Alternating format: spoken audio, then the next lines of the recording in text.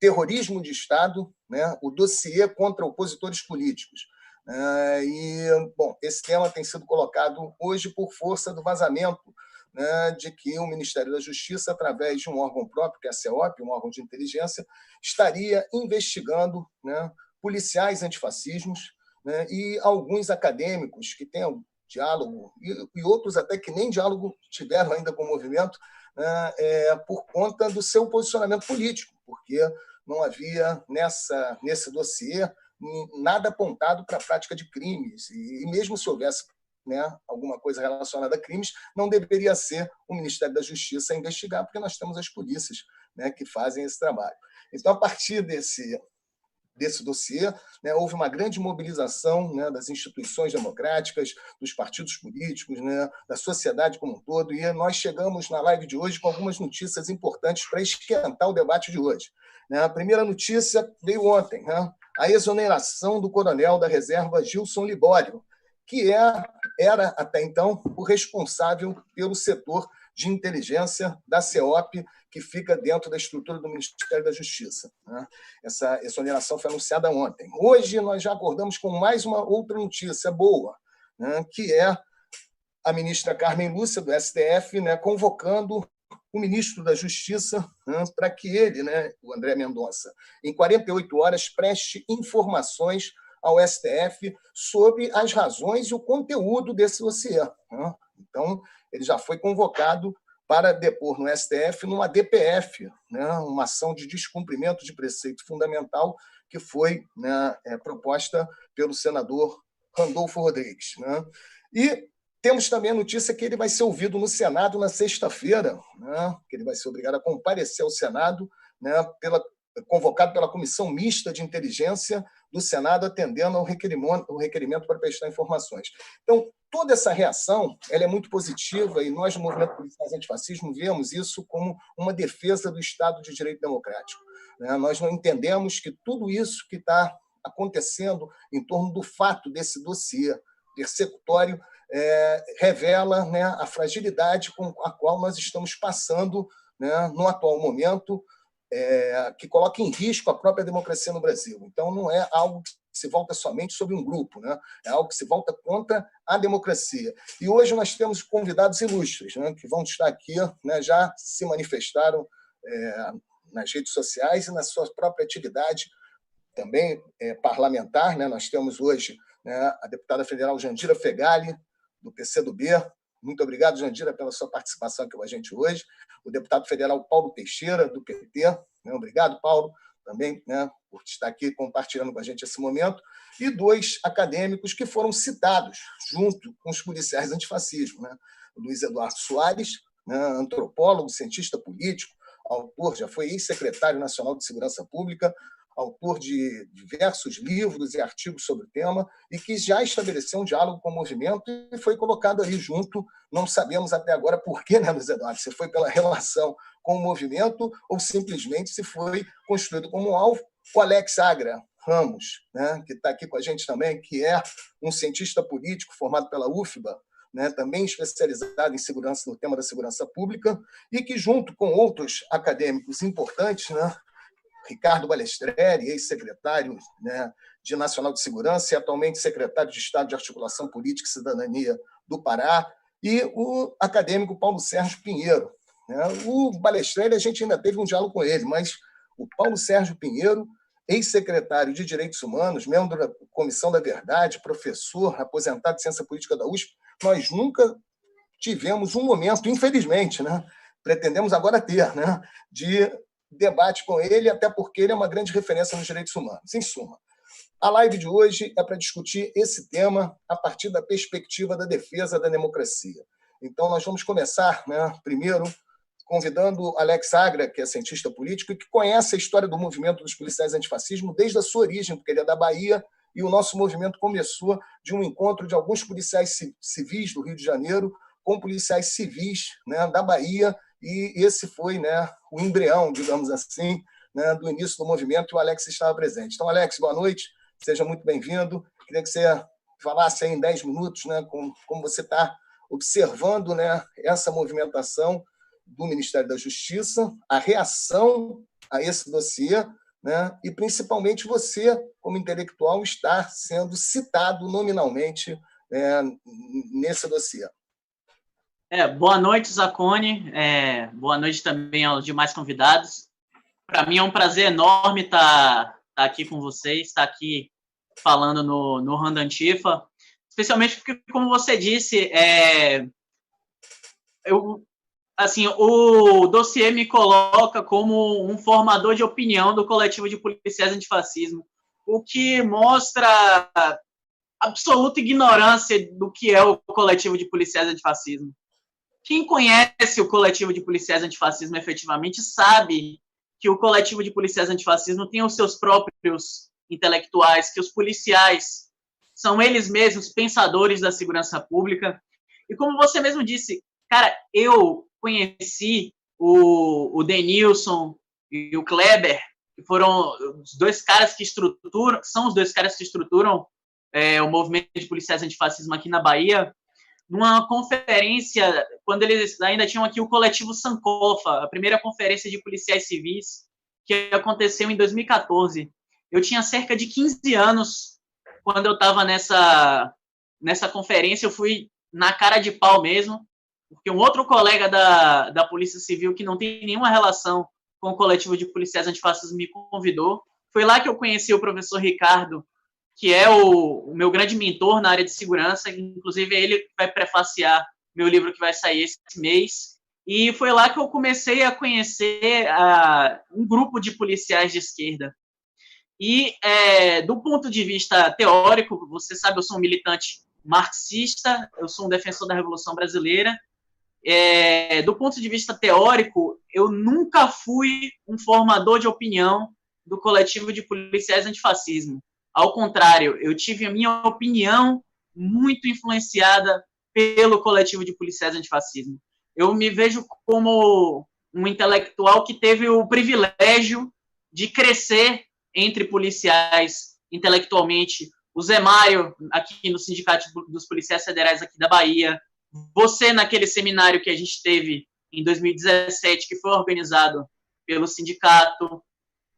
O Denilson, o Kleber, o Dalshin, lá no Rio Grande do Norte, enfim, um conjunto de lideranças que até mesmo não, às vezes não estão teorizando sobre segurança pública, mas meramente por exteriorizar a sua condição e as contradições externas que existem dentro do coletivo de policiais me permitiram uma evolução teórica nesse sentido. Então, a primeira coisa que eu queria colocar aqui é que eu estou longe de ser formador de opinião do coletivo de policiais antifascismo, sobretudo porque o coletivo de policiais antifascismo é um coletivo que tem os seus próprios intelectuais, tem pessoas que pensam segurança pública, e é uma discussão que a gente sempre faz, né? Quer dizer, muitas vezes quando o campo de esquerda quer dialogar com os policiais, quer sempre ensinar aos policiais, sempre fazer a discussão sobre a letalidade policial, que são discussões importantes, mas nunca quer também aprender com os policiais, entender as pautas dos policiais, tampouco enxergar os policiais enquanto trabalhadores, né? E aí uma das coisas que eu acho fundamental desse dossiê é a contradição que existe entre um governo que diz defender os interesses dos policiais, que diz que sua grande base são os policiais, e ao mesmo tempo combate um grupo de policiais, combate, inclusive por meio do monitoramento, um grupo de policiais que está buscando a reforma do sistema de segurança pública e que está almejando a melhora das condições de vida dos policiais. O que revela esse dossiê para mim? Primeiro, o dossiê, ele, do ponto de vista político, ele expõe o movimento de policiais antifascismo, mostra a existência do movimento de policiais antifascismo, que vem buscando paulatinamente e historicamente o seu reconhecimento a nível nacional. E o reconhecimento do coletivo de policiais antifascismo é, por si só, o reconhecimento de um conjunto de contradições que existem dentro das instituições policiais. Por que esse reconhecimento dessas contradições é importante? Há um tempo atrás eu fiz uma pesquisa com os policiais sobre a punição que a polícia aplica aos policiais. muito fundamentada, Zaconi, numa citação que você faz no Indignos da Vida, quando você diz que punir o policial para a instituição é muito fácil, porque ela se isenta de responsabilidade. E aí, nessa pesquisa que eu fiz com os policiais, eu identifiquei que grande parte dos policiais, eles respondiam processos dentro da instituição, não pelo controle externo que o Ministério Público deveria fazer, tampouco pelo que as corregedorias deveriam estar fazendo em torno de ilegalidade da atividade policial. Embora, na condição de abolicionista penal, eu deva reconhecer que o papel, como o seu próprio estudo mostra, dessas instituições regulatórias, na verdade, tem sido muito mais de legitimar essa ação. Mas muitos dos dados mostram que as investigações em torno de policiais se dão muito em virtude da atividade sindical e de uma atividade crítica em relação à própria instituição. Mas o grande achado para mim desse estudo, na verdade, foi o seguinte: o policial, no seu processo de formação, que eu qualifico como ajustamento burocrático, ele, o tempo todo, ele é colocado como uma figura separada do sujeito da sociedade civil, do sujeito real. Ele é colocado como um sujeito heróico, como um sujeito, como o Anderson diz, o Anderson Duarte, lá do Ceará, diz no artigo dele, que ser policial é um sacerdócio. Então, o policial, ele é colocado constantemente nessa condição de herói, nessa condição divina, nessa condição de, ao se vincular como força do Estado, ele é constantemente colocado como se a vitimização do policial e como se a prática letal fosse ambas justificadas por essa natureza heróica do policial, que se dá por meio dessa vinculação dele ao aparato estatal, né?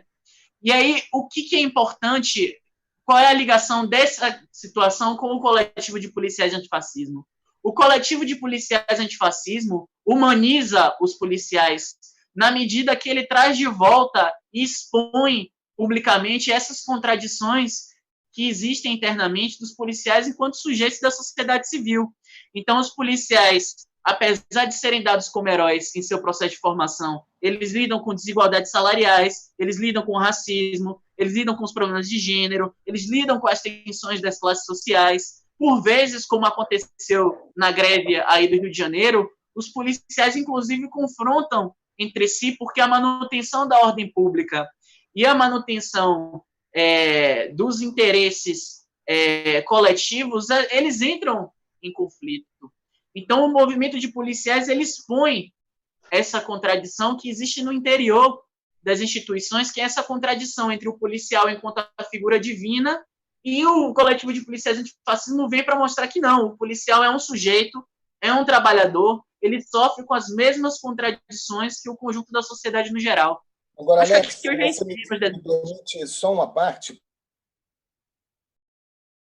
E, embora o policial seja colocado nessa posição diferenciada, essa posição diferenciada vem em muito prejuízo ao policial. Porque, repara, os policiais militares, que são a maioria dos policiais do nosso país, eles são subcidadãos. E por que o policial militar é subcidadão? Primeiro, porque ele é proibido do direito de sindicalização. Então, é retirado esse direito fundamental do trabalhador, do policial militar. Ele é proibido do direito de greve. Ele é proibido do direito de filiação partidária. Ele é proibido da livre manifestação do pensamento. Hoje, no Rio de Janeiro, para um policial militar participar de uma live como essa, ele tem que pedir autorização ao comando da Polícia Militar.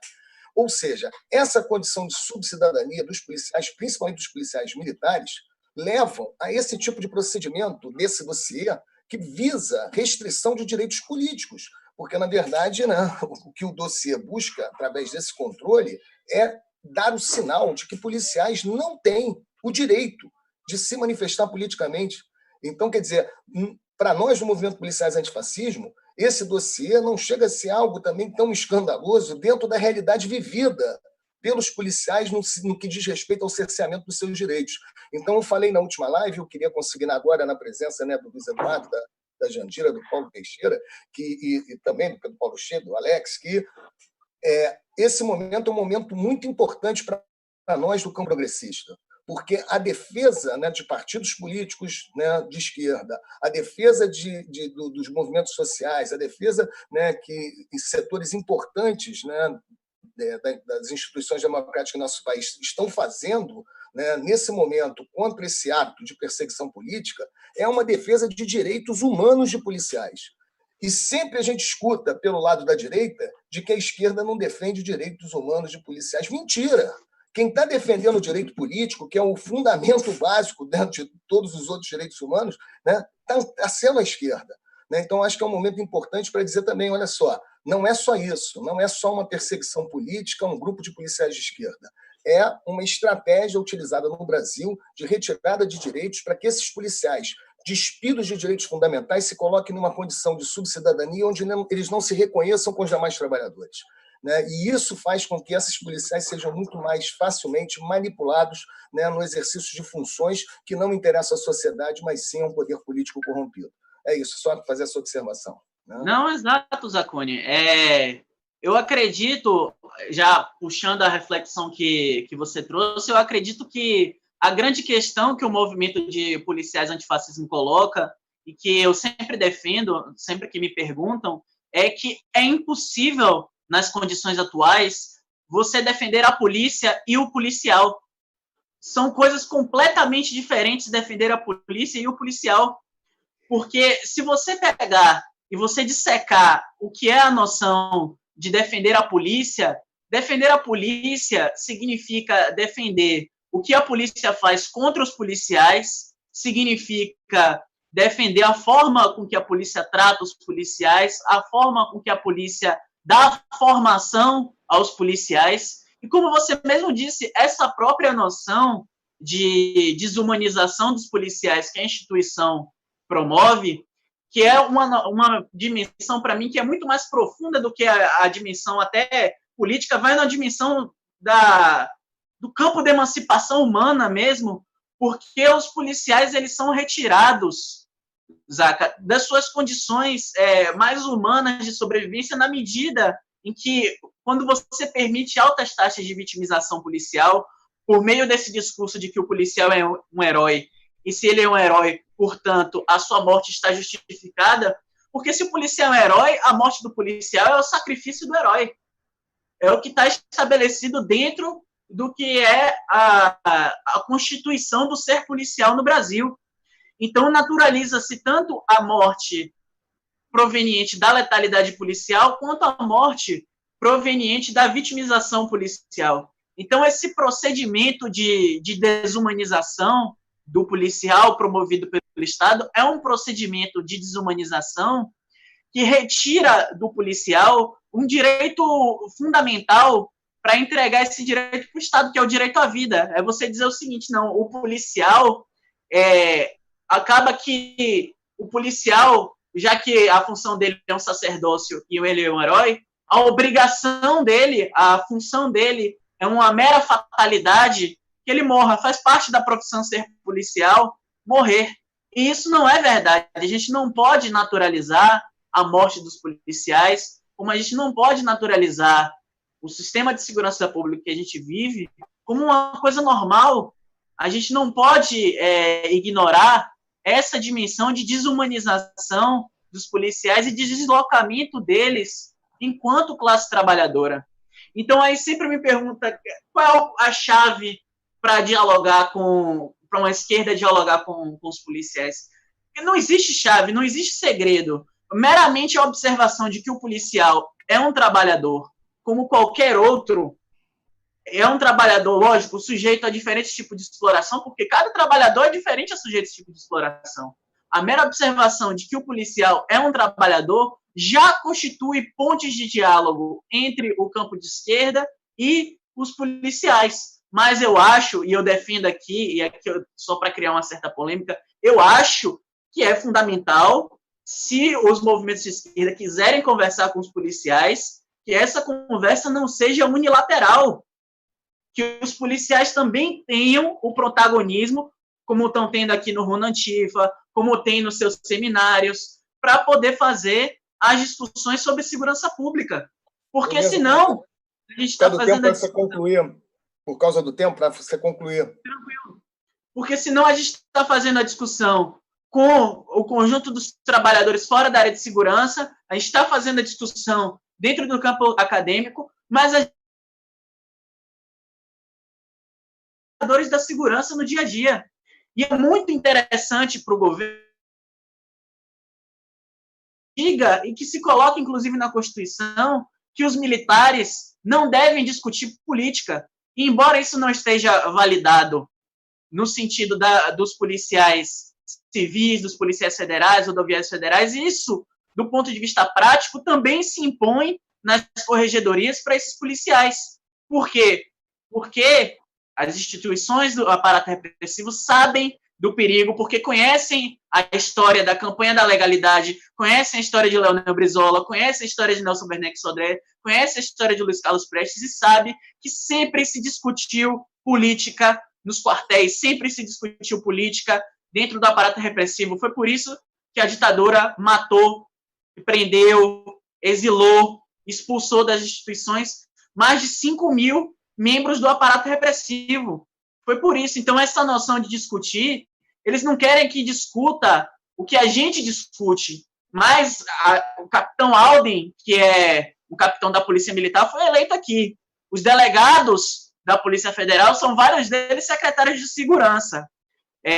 Vários delegados e vários policiais foram eleitos basicamente utilizando, aqui você tem um exemplo aqui, Alden não é deputado Alden, é capitão Alden.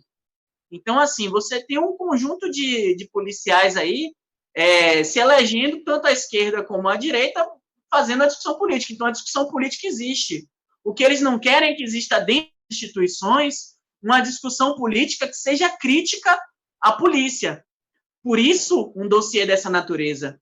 E aí, para finalizar minha fala, eu digo, os grandes ameaçados não somos eu nem ocupar cargo público eu ocupei. O Luiz foi secretário nacional de segurança, o Ricardo também, o Paulo Sérgio, se não me engano, foi também secretário nacional de segurança no governo FHC. Eu tenho 21 anos, eu me formei no ano passado em ciência política. Meu único mérito é ter crescido e me formado como intelectual com os policiais.